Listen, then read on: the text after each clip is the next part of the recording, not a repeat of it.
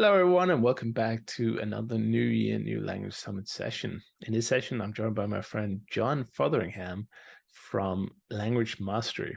And we're going to go real specific in this session. We're going to be talking about 5 expert strategies to get you fluent in Japanese. But as I say that, a lot of the advice can really be applied across different languages, and certainly languages that have different alphabet systems or even character-based alphabet systems would benefit greatly from the advice that John brings up today. Last year, he was also part of New Year, New Language, and he was talking about setting up a virtual immersion environment so you don't have to be in the country to experience the benefits of immersion. So definitely go check out that replay if you have the replay ticket. If you don't, you can get one while the event is running. Just check the ticket page and you can upgrade to the All Access Pass bundle, which gives you this year and last year's event ticket at a discount. So go check that out. And all that's left for me to say is enjoy this conversation between me and John, where we get into 5 expert strategies to get fluent in Japanese. All right, John. Well, welcome to the 2nd annual New Year, New Language Summit. Thanks for having me back. I didn't scare you off last year.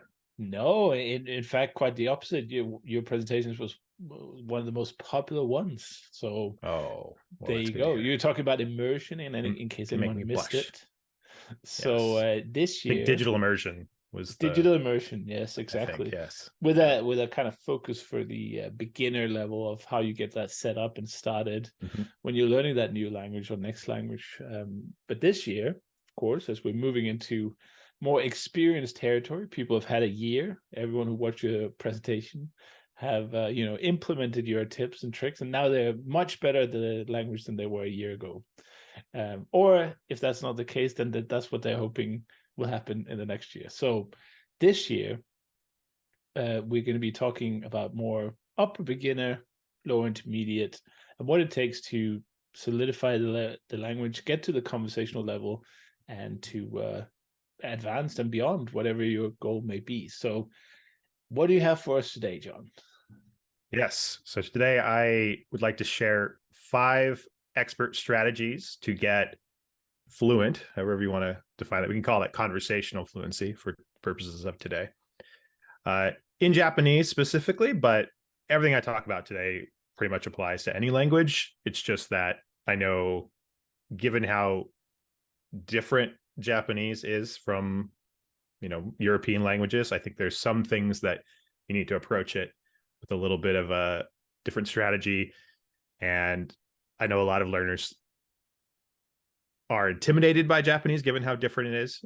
You'll notice I'm not using the word difficult. I have strong opinions about this. I never think you should call language difficult or easy. I think you should just focus on how close or disparate it is from your native language. And so obviously, if you're a native English speaker or a native speaker of a European language, Japanese is going to be very different. It doesn't necessarily mean difficult. There are actually some interesting similarities. I mean, they've borrowed tens of thousands of words from English into Japanese. So even on day one, if you speak English, you already have a pretty massive vocabulary. You just have to learn how to pronounce these words in a Japanese way.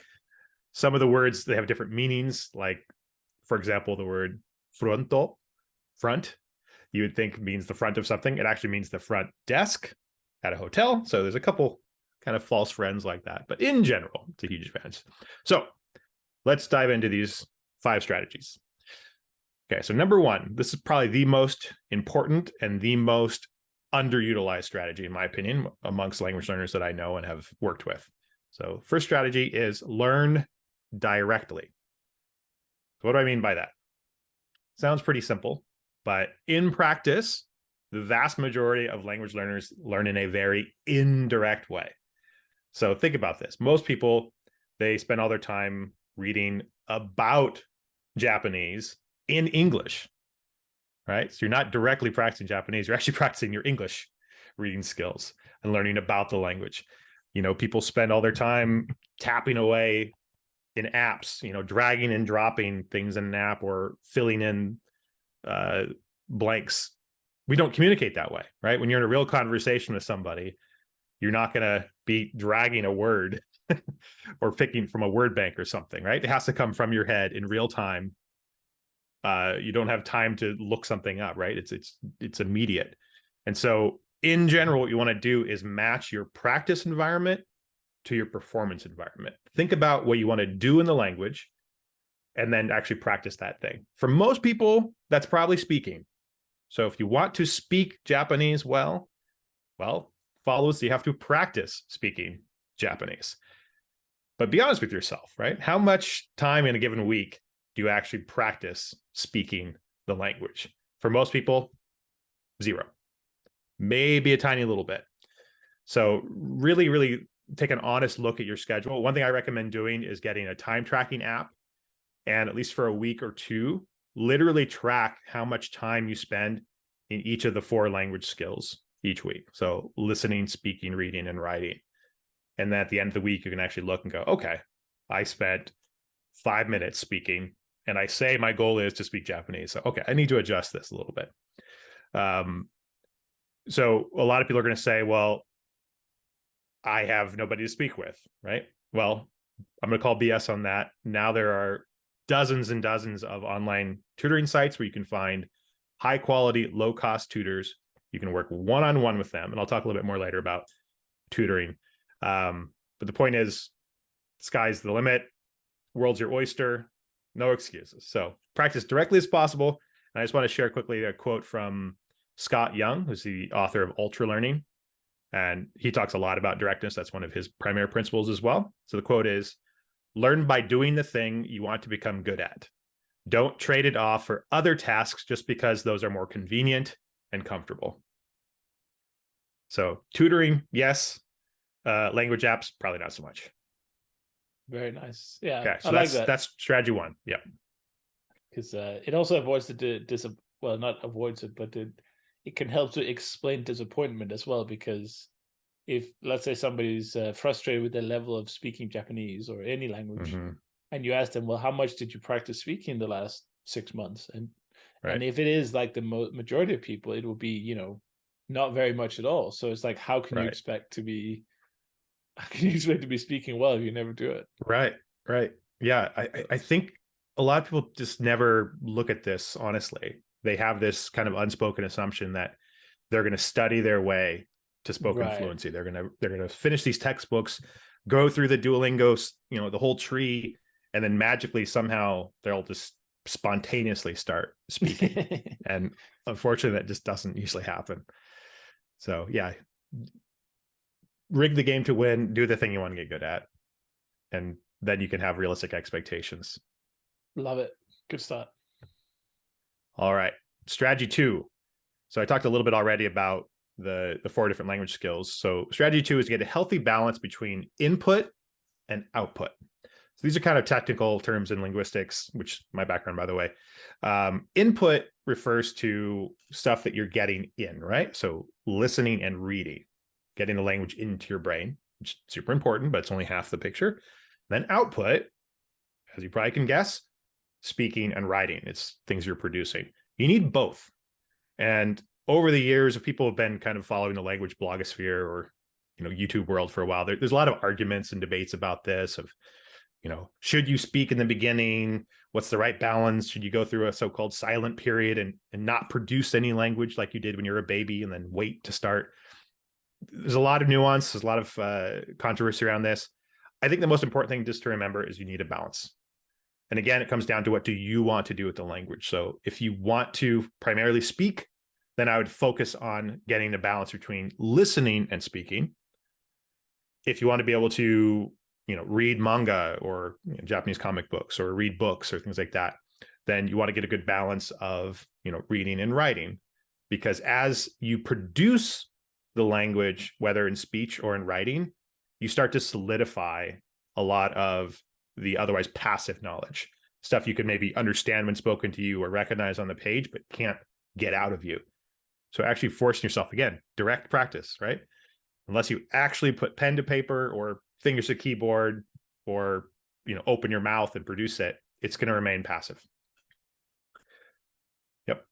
So I always say to people, just like in a diet nutritionally, which is another part of my background, you want to always a healthy balance of nutrients. So here you want to look at your week, look at your month, and just try to see if you're getting a healthy dose of listening, speaking, reading, and writing. It's a difficult one. I think it's is. great advice. It is challenging to find content that's kind of, suitable, because you don't want to Right. make it Like too level difficult. appropriate. Yeah. Yeah, or if it is level appropriate, make it digestible, so it's not, or consumable, so it's not 15 minutes talking in English about the sentence they're about to say in Japanese. Right. So yeah, that's very difficult. I don't know if you have any kind of specific suggestions for resources for Japanese, of where people might get started. Yeah. Because you can't read, I assume you can't read like proper books at a, let's say, upper beginner level. Yeah, I think one thing that does make Japanese a little bit unique is obviously they use kanji, they use Chinese characters, which you do have to learn if you want to be able to read Yeah. Japanese. There's no way around that.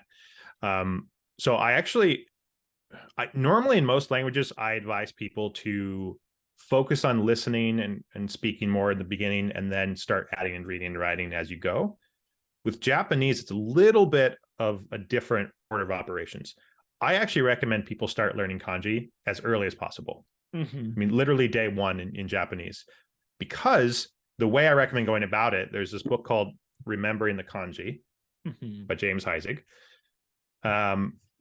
You're going to first learn just the meaning and writing of all of the characters. The pronunciation is going to come later. Sure. He actually has a second book if you want to go that route. But for most people, they're just going to start picking up the pronunciations of characters through reading and watching movies and things like that. But by doing it first, you kind of get it out of the way. You check that box, and then you can start to go through reading materials and not have to worry about not be able to literally understand anything. It also goes without saying, before you start kanji, you should learn the kana.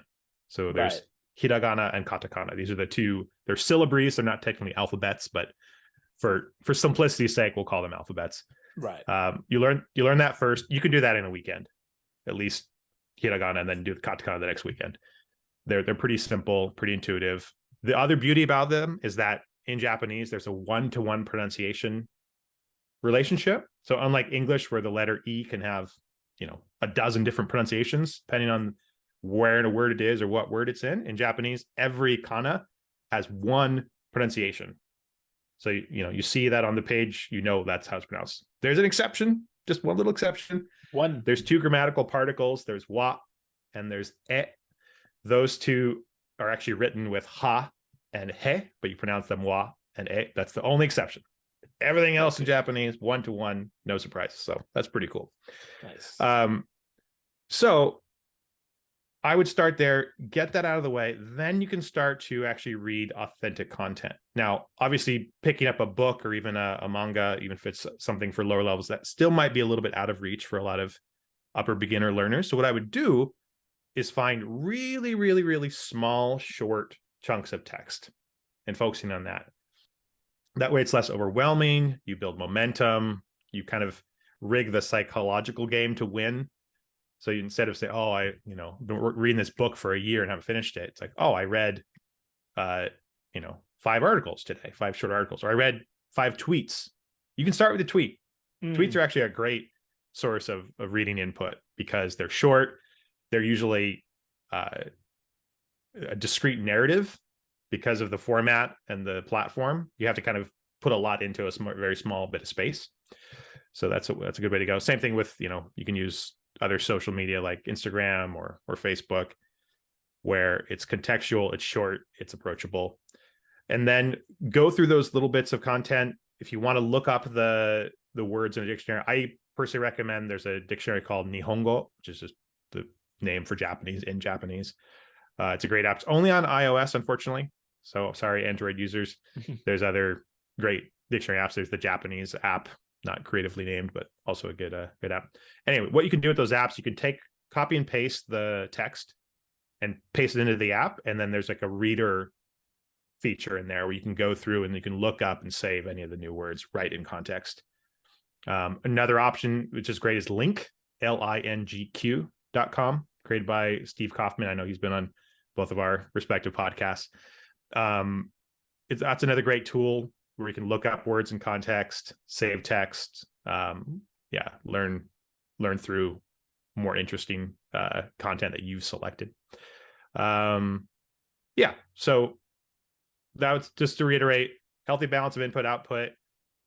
In the case of Japanese, learn the kana and the kanji, square that and get that out of the way in the beginning. Don't be intimidated. And I'm going to talk a little bit later about why specifically I recommend this method instead of just how most people go about learning Chinese characters, which is by rote memorization. That is a bad way to go. Do not do it. But we'll come back to that a little bit later. Okay, great. I have some questions about that too. Cool. The written part. All right. Strategy 3, get consistent, deliberate practice. So consistency is king in any habit formation. Doesn't matter if you're learning a language, if you're, trying to change how you eat, trying to change your body composition. It's essential that you do something every single day. And it's way better to do a little bit of Japanese study every day than to do some mega marathon session like once a week or every few weeks. Better just to split that up. One of the ways to help you be consistent is to kind of gamify your Japanese study a little bit.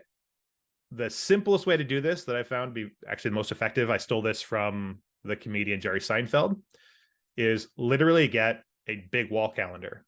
Put it on your wall in your study or office, wherever you're going to see it every day. And then every day that you complete your minimum viable study habit, whatever that is, maybe it's 5 minutes, maybe it's 10 minutes, it's up to you. Define some amount of time or some kind of task that you're going to do every day. And then once you've completed that, get a big red marker and put an X through the day.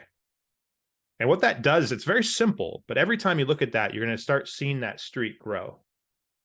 And it's going to get longer and longer. You're going to build a chain, and then you're not going to want to break the chain because you're going to have kind of a loss aversion to breaking your chain. And that's just a little bit extra motivation to keep going every day. If you don't want to do a physical calendar, there's tons of different habit tracking apps that will do a similar thing in a digital format. I do that as well, but I think the physical element of a physical wall calendar is just that much better because you're always going to see it. You can't turn it off. You can't put it in a drawer. It's always going to be there visible. So that's a great way to go. Another thing you can do is you can leverage the power of competition, public accountability, and also loss aversion by setting some kind of wager with a friend.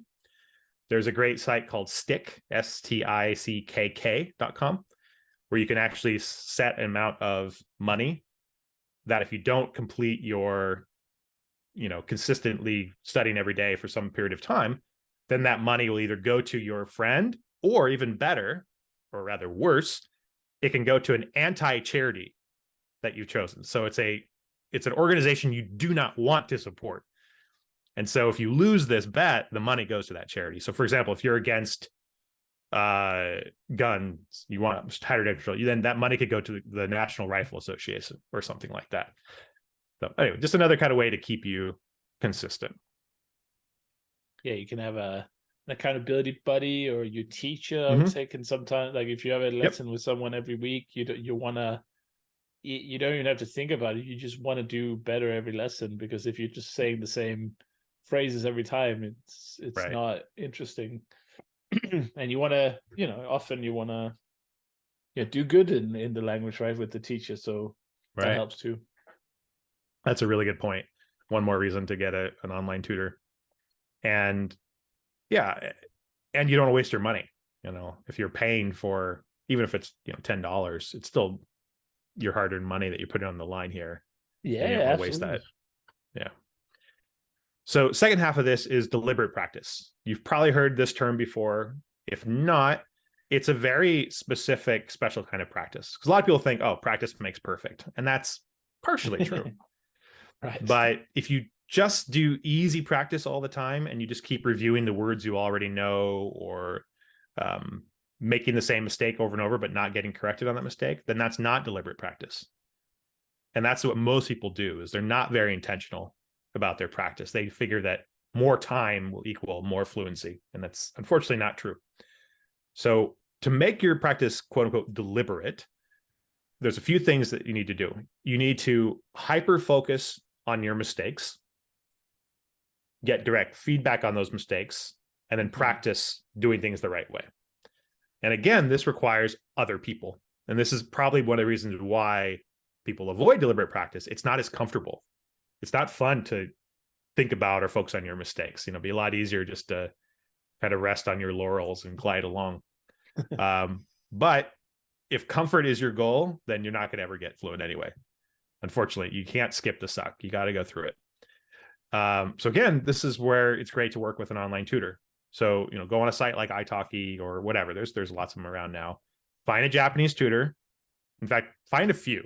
I would recommend committing to work with at least 5 different people, because chances are of those 5, maybe 2 of them you'll click with and one that you'll really like working with.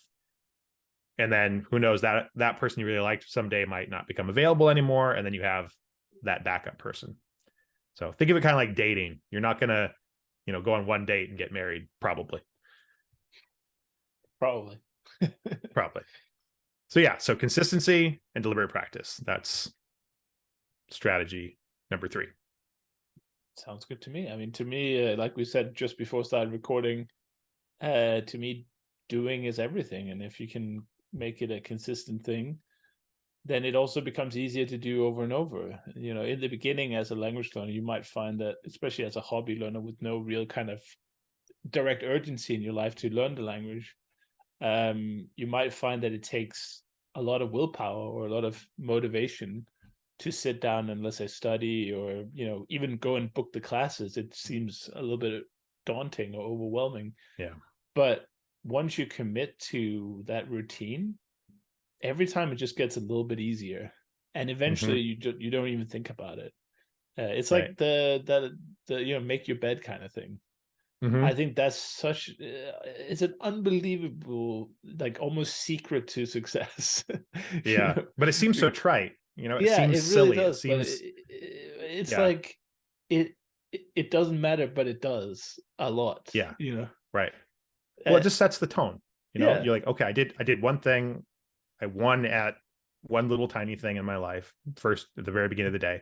And by the way, that's one reason I recommend kind of creating bookends of language study in your day. right. So do a tiny little bit first thing in the morning before you do anything else. Do just literally 5 minutes of language study. Yeah. And then do another chunk at the very end of the day, right before you go to bed. And that way, no matter what else happens in your life, you at least got a little bit of time in. You can put that X on the wall calendar, no matter what. Because look, things happen. We all have busy lives. We've got work, we've got family, got other commitments. Yeah. Language studies, it's an easy thing to put off because it's not urgent, but it's important, at least for people listening to this, I assume. Yeah, and I think kind of one of, if you did only one thing, I think booking the weekly lesson with a tutor is 100%. up there, because 100%. it gives you external accountability. You just have to show up, kinda, but you get all the benefits. And once you show up every week, you'll be like, oh, I wish I knew how to say it a little bit more this week. And it just comes to you. Because if you just go on the, let's say, something like italki, just book a couple of weeks in advance. Just don't book like one week at a time, because then you're gonna be like, ugh, I have to go in and book again.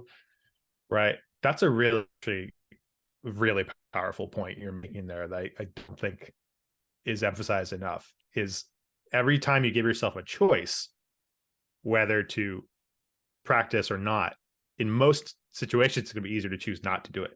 Yeah. And so when you finally do muster the courage to book that session with a tutor, why waste that momentum with just one? Book a few. Now again, month. Yeah, right. Especially once you've worked with someone. If you are brand new to it though, and you haven't yet found somebody you like, sure, I would say book 5 people over the course of the coming month. Right, 5 different people. Yeah. 5 different people. And then once you find somebody you like, then to your point, book out 1 month or 2 months ahead with that one person you really like. I really think that's powerful. And, I just did an experiment last month where I had a Portuguese lesson every day. And it was really intense, but it was so good in so many ways, and it helped me to really understand first of all, there's nothing to be afraid of. It's Yeah. really good once You're not the going to session's die. over. Exactly. Right. I don't think for most people having a lesson a day is particularly advisable, but once a week, Hmm. I think is the sweet spot because Yeah. it's frequent enough that you keep your momentum, but it's Right. also not frequent. It's not too much so that if you have a lot of other things to do, it feels like it's overwhelming. Right. You know, Right. Right. everyone should be able to squeeze in an hour a week for a Yeah. lesson, I think. And Um, also cost wise, once a week is, I think, sure. more than reason. I mean, again, most of these people are charging $10, $15. Yeah. I mean, You know, there are some it's exceptions. Like if you want to learn Spanish specifically, there's something like Baselang where you pay like $150 a month, but you get as many lessons as you want. right. Right. But for Just a Japanese, I steal, don't think honestly. that, yeah, it's ridiculous, Yeah. but I don't think that exists for Japanese yet. Maybe Not that that's I an know of. idea out Yeah. there. There you go. um, Maybe that's but my anyway, we better next side jump hustle. on to Yes. All right. more Strategy content. 4. Yes. So strategy 4 is use mnemonics and spaced repetition. So this is what I promised I would return to when I mentioned remembering the kanji earlier. So a lot of people, I hear this all the time. They say, I would love to learn a language, but I don't have a good memory. My memory sucks. And my answer is always the same. Unless you have some kind of neurodegenerative disease, which does exist, that's a reality for many people, more and more these days. Most people, though, their memory doesn't suck. Their method sucks. They are trying to learn, Chinese characters or new vocabulary or whatever by rote memorization, which means literally looking at the word over and over and over or writing it down dozens or hundreds of times on a piece of paper. That is an awful method. I know that's kind of the default. That's what most people that have never learned a language or don't know much about meta learning or language acquisition do, because it doesn't take any creativity or foresight. But that's not a good way to go. Instead, you want to leverage mnemonics. The mnemonics are basically just memory tricks, memory tools to make something stickier in your memory. The problem with just hearing something or seeing it on a piece of paper over and over and over again is there's no barbs. There's nothing to stick in your memory. There's no relationship to your own life. It's just, it's either random noise or it's a random pile of strokes in a character. Not the way to go.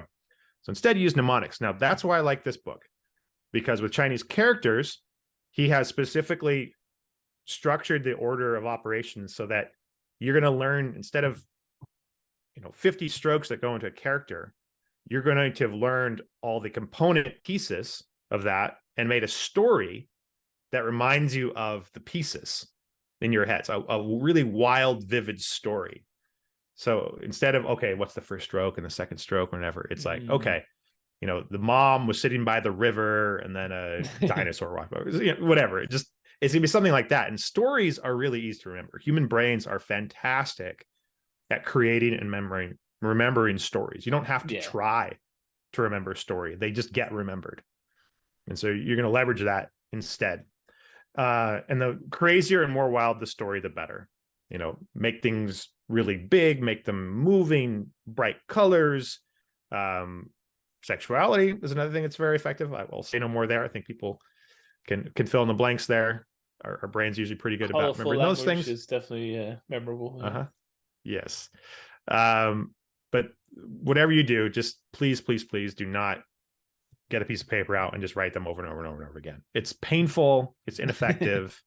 It just doesn't work. I mean, literally with this method, you are going to write the character probably once as you're going through it. One time, just to kind of get a feel for the balance of the character. But that is not from remembering the character. The remembering part comes from the story. Right. And can I just ask a stupid question, because I've never really done Chinese characters? When you say create a story with the strokes, are there not characters that have like 10, 15 more strokes, or are they? Yeah, there's some that have many more than that. But yeah, so basically at the very beginning of the book, you're going to learn some of the basic chunks or building blocks that then are combined to create more complicated characters. So you're going to get those out of the way. And in that part, there is just some kind of basic memorization, but it's simple. Okay, so for example, here's early on in the book. So you've got this The is a door. character that means month, but it can also mean moon. Mm-hmm. And then this one means uh eye. A better example. The human eye.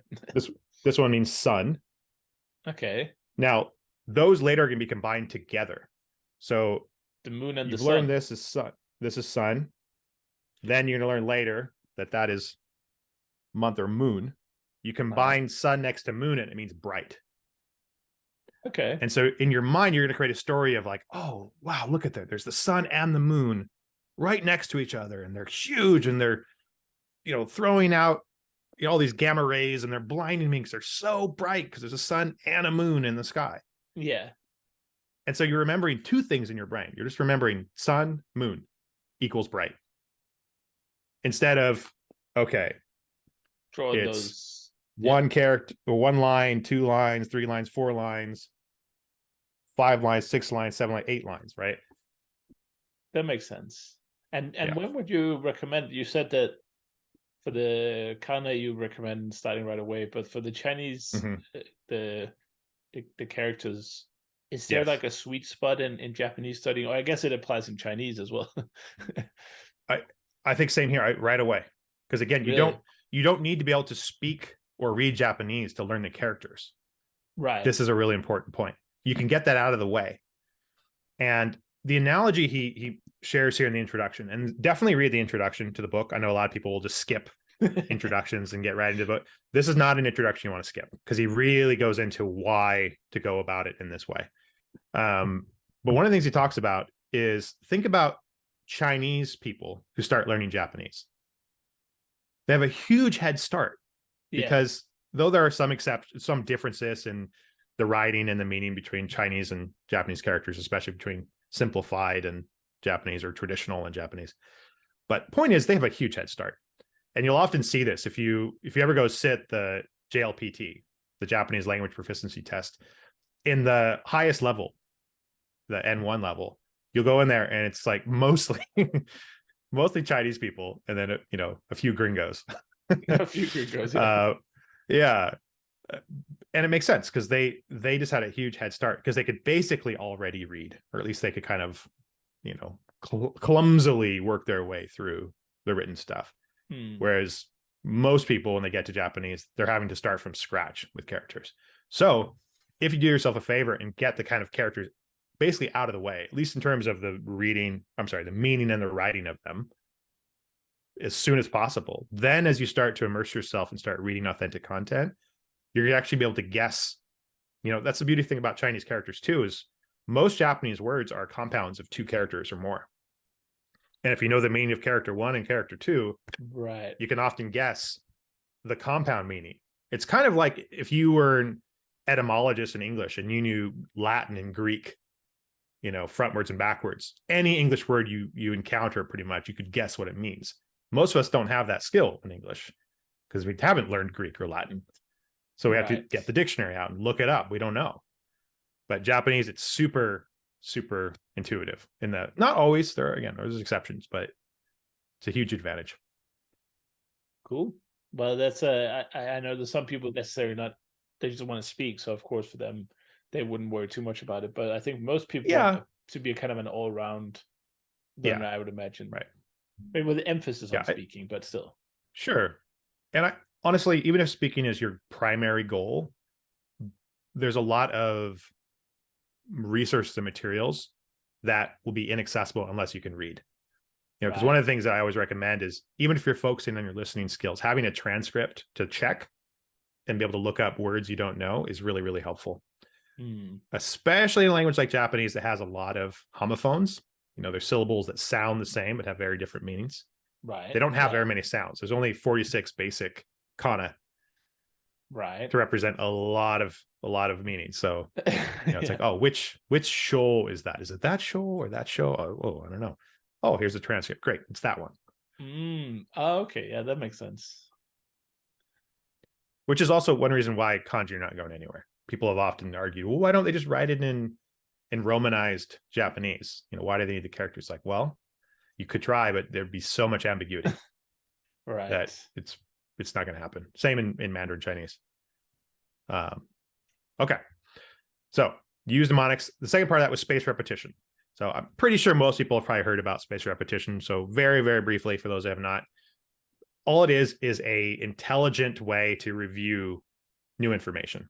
So instead of wasting time on content that you already know or don't struggle with, these apps, there's, the most popular is Anki, Anki, Yeah. which is actually the Japanese word for remember. Is it? Okay, never Pro knew. tip. Yeah. So, or memorization, rather. But you're going to put new vocabulary. Ideally, you don't want to have just one word in the translation. You want to have a full sentence or some complete chunk of language. Yeah. Even better, add audio and images to make it even more powerful.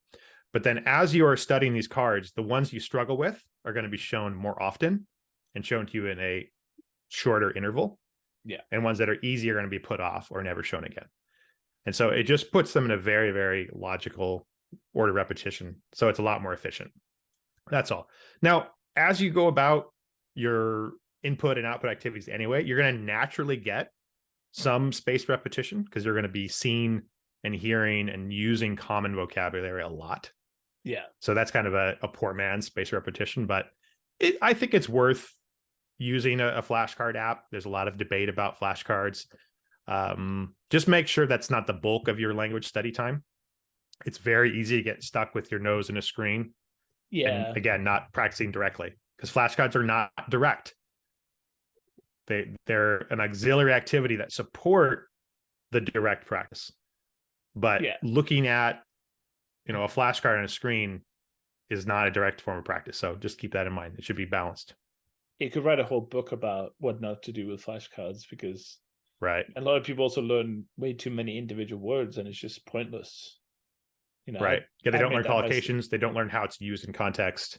I did that so much when I started, but it's because when you open an app like let's say Memrise, the first kind of flashcard decks that you see are called something like top 200 words in Russian, which, for the top 200, okay, that's relatively useful. It's going to be like a lot of this and then, all the small words. But when you get to like the top 5,000, it's like, good luck remembering verbs, especially in languages that have two, direct, indirect, and what they call it, the completed and incomplete, and it's just impossible.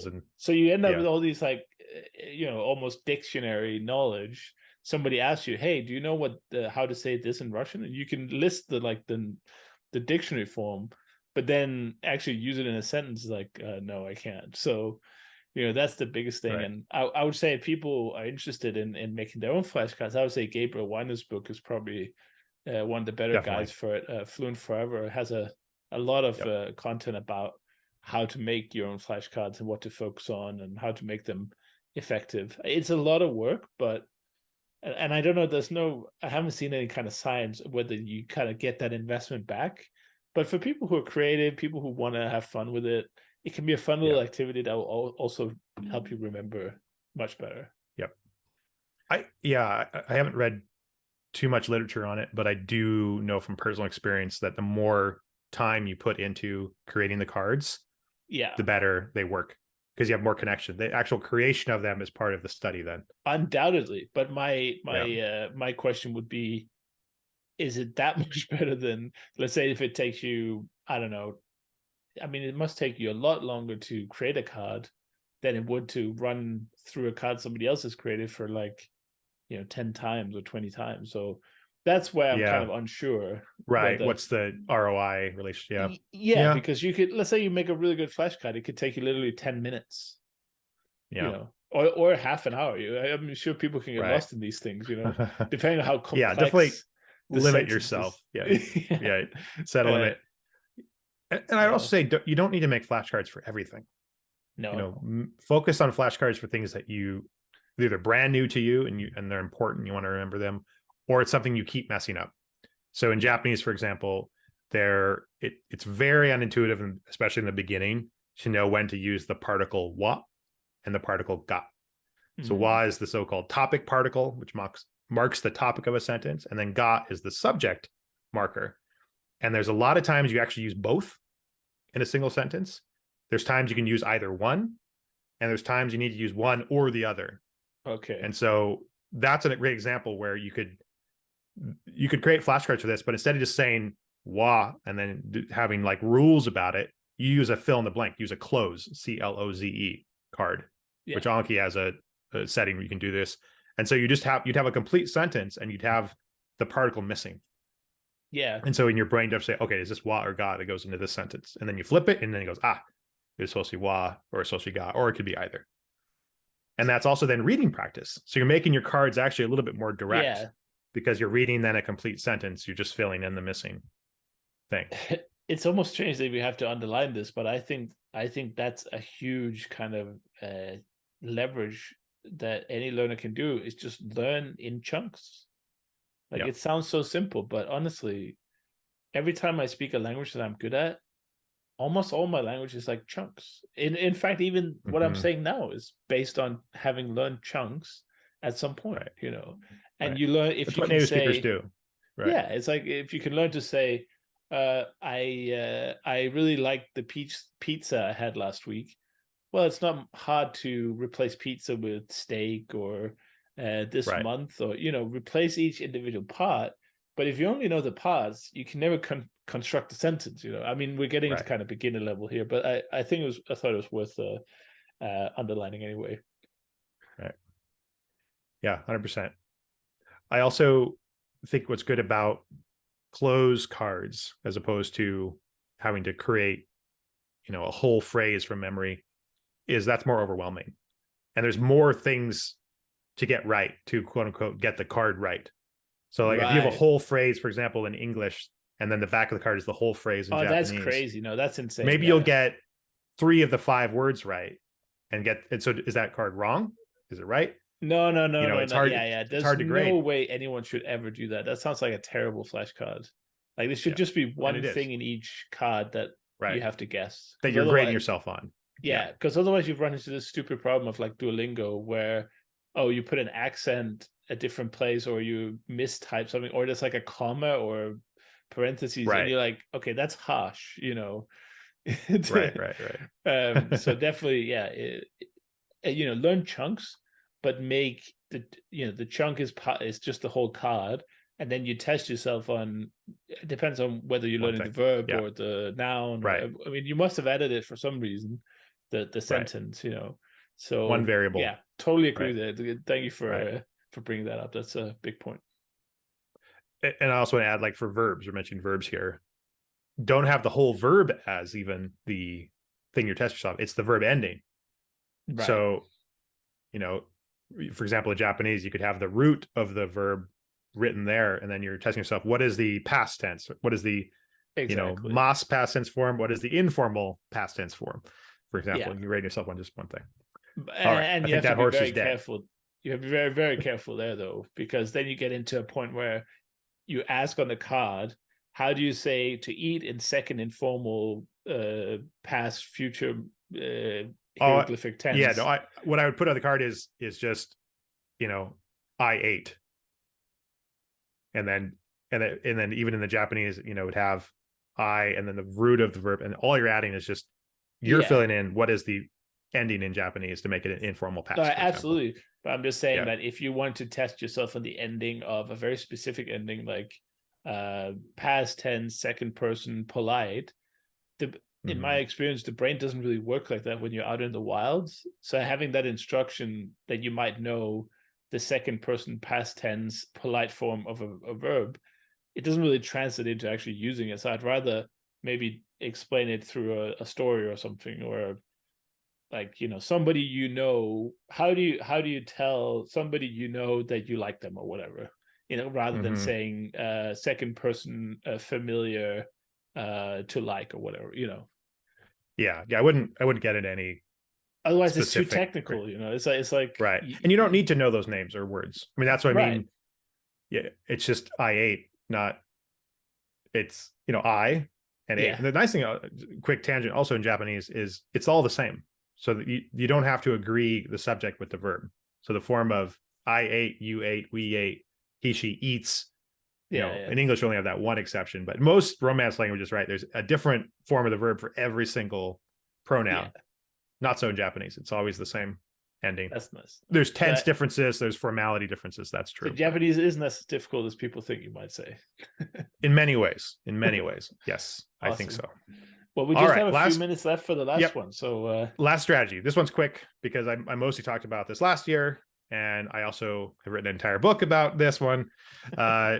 So strategy 5, immerse yourself at home in Japanese or whatever your language is. So often I hear from people, they say, I would love to learn Japanese, or I'd love to learn French or Spanish or whatever, but I can't move to Japan. I've got a house, I got a family here, I'm stuck. So I guess I'm out of luck. It's like, no, you can bring Japan to you. There's so many ways you can immerse yourself, in a really effective, really fun way. Now, is it as good as living in Japan? Obviously not. But it can get pretty close. And in many ways, I actually could argue it's better in some ways.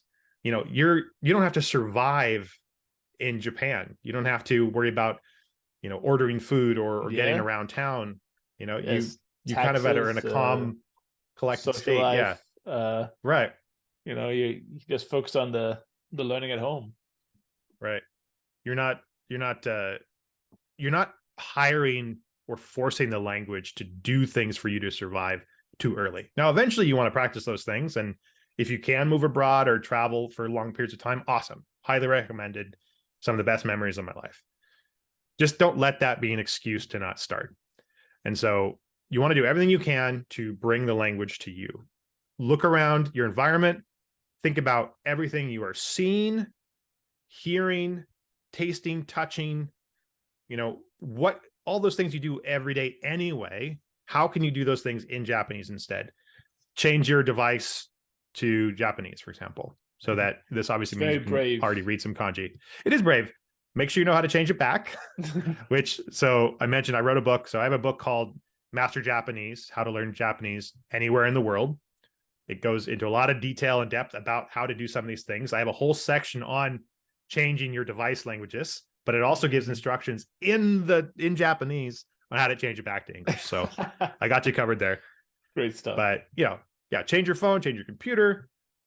Make sure that you have a stack of Japanese magazines or manga or books by your bed, by where you read. Only save Japanese TV shows or movies in your watch next queue on Netflix or Amazon Prime or wherever else, so that when you're wanting to watch something and sit down, you don't have to think, you don't have to choose. It's right there. You just one click and go. Anyway, there's so many things you can do. I already talked about some of this last year, so I don't want to go too in depth here. And again, I've got a whole book about this. As a little bonus for people, use the code New Year New Language, and you will get 25% off the digital package of Master Japanese, which has expert interviews. I've got worksheets. I've got extra bonus books. There's a whole book on how to learn kana. There's a book on how to learn kanji. There's a bonus book on how Japanese works. So it's a whole bunch of different stuff. 25% off, and you can learn more at JapaneseMastery.com. Thank you so much.